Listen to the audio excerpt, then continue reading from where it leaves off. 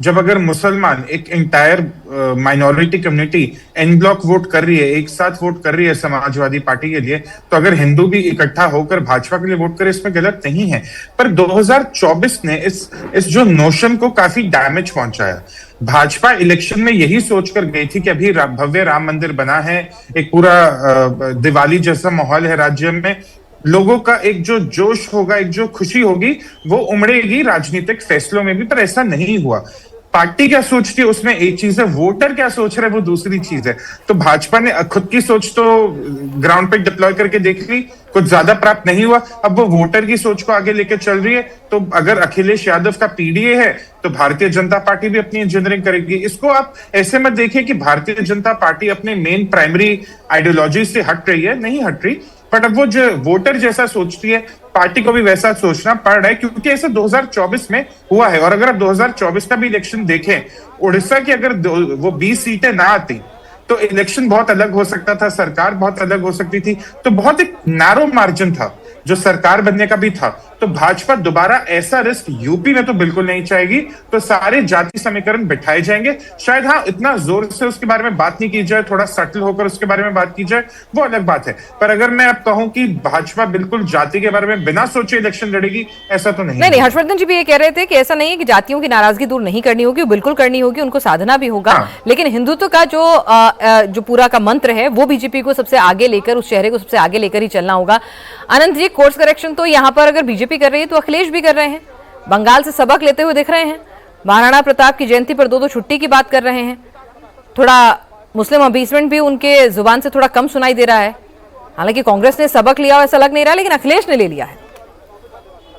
विनाथ जी, अखिलेश जी ने महाराणा प्रताप की जयंती पर 2 दिन छुट्टी की घोषणा इस कारण से की है कि उनकी छुट्टी को लेकर भ्रम है कि वो 9 को है कि 8 को है। इस लिहाज से उन्होंने इस बात की घोषणा की है, मुझे लगता है। दूसरी बात, आपने अभी थोड़ी देर पहले उनके ट्वीट की चर्चा की थी जब हमारा ऑडियो खराब हो गया था विनाथ जी। तो दरअसल अखिलेश यादव जी आजकल आभासी राजनीति बहुत करने लगे हैं। उनको जो वर्चुअल पॉलिटिक्स है उसमें आनंद आ रहा है, likes, dislikes, comment, retweet, repost.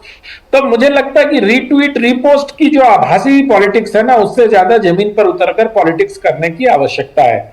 ये 2024 एक फ्लूक था, मैं उसको एक फ्लूक मानता हूं। और जैसा हर्षवर्धन जी ने कहा, भाजपा की संगठनात्मक कमजोरी और अंतःकलह ने भाजपा को ज्यादा हराया। वो उनको निगेटिव वोटिंग थी। और मुझे लगता है कि भारतीय जनता पार्टी ने कोर्स करेक्शन कर लिया। और अब आप देखिएगा कि अगले 2-3 दिनों में भारतीय जनता पार्टी के जो नए प्रदेश अध्यक्ष हैं पंकज चौधरी, उनकी टीम की भी घोषणा हो जाएगी। वो टीम भी लगभग तैयार है, 45 से 53 लोग की टीम 2-3 दिनों में घोषित हो जाएगी। रुचि जी बेहतर बता पाएंगे हम लोगों से, लेकिन मुझे जो जानकारी है उसके हिसाब से ये 2-3 दिनों में संगठनात्मक चूल्हे भी कस दी जाएंगी।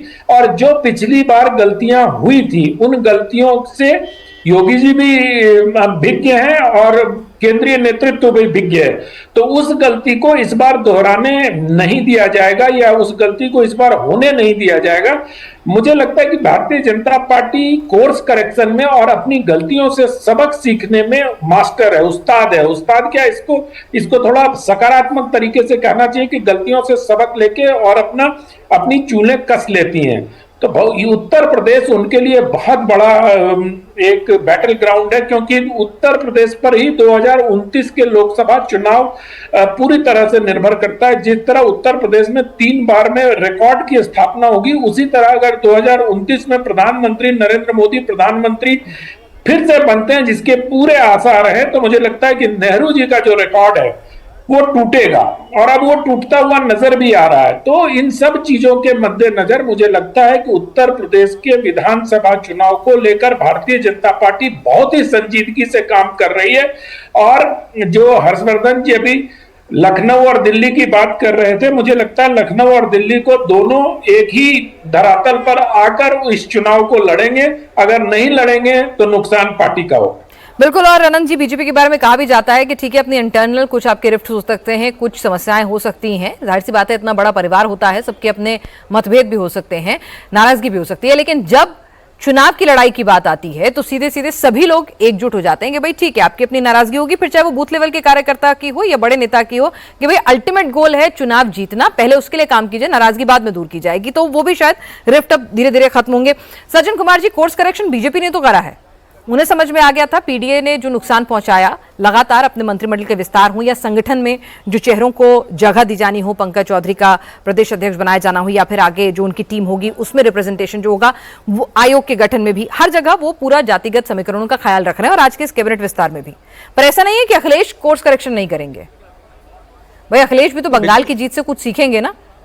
नहीं, ऑलरेडी उन्होंने, देखिए, अगर सफलता मिलनी ना मिलनी अलग बात है, लेकिन विधानसभा के जो नेता प्रतिपक्ष हैं वो माता प्रसाद पांडे हैं, ब्राह्मण समाज से हैं, जो प्रदेश अध्यक्ष हैं वो श्यामलाल पाल हैं, पाल समाज से हैं, पिछड़े वर्ग से हैं। तो ये एक परिपाटी उन्होंने की है कि जो मुस्लिम यादव सेंट्रिक एक इमेज बन गई थी उसको तोड़ के आप रिप्रेजेंटेशन दे। 22 में आप देखिए आंशिक सफलता मिली थी, बीजेपी की अपनी सीटें 312 से घट के 257, 258, 258, ये तकरीबन 50-60 सीटों का घाटा हुआ था। 24 में भी उसका एक परिणाम मिला।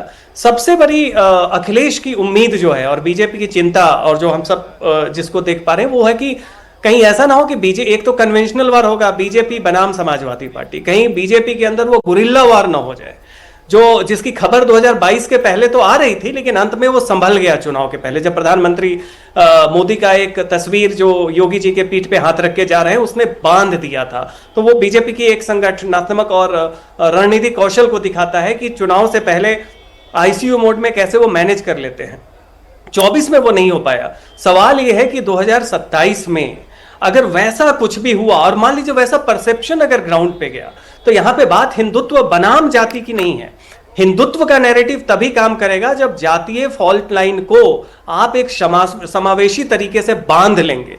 कहीं से भी ये मैसेज जाता है और उसमें बहुत बार अंदर खाने से ही इस तरह की नैरेटिव चलनी शुरू हो जाती है कि ये वाद बहुत बढ़ गया है, अगर उस समय यादववाद था तभी फलावाद है। इस तरह की नैरेटिव केवल समाजवादी पार्टी या बाकी लोग नहीं, बीजेपी के खाने में भी जो एक फैक्शनल फाइट दिख रहा है उसको मैनेज करना, उसको टैकल करना काफी जरूरी है। और उसी को ध्यान में रखते हुए उन सारी संभावनाओं को नकारने के लिए अभी का जो मंत्रिमंडल का विस्तार है, अलग अलग क्षेत्रों को, अलग अलग जाति को, पीडीओ, क्योंकि इससे अपोजिशन जिस तरीके से फायदा मान लीजिए रिमोटली भी ले सकता है, हम वो जगह ही क्यों छोड़े, उसको घेर ले।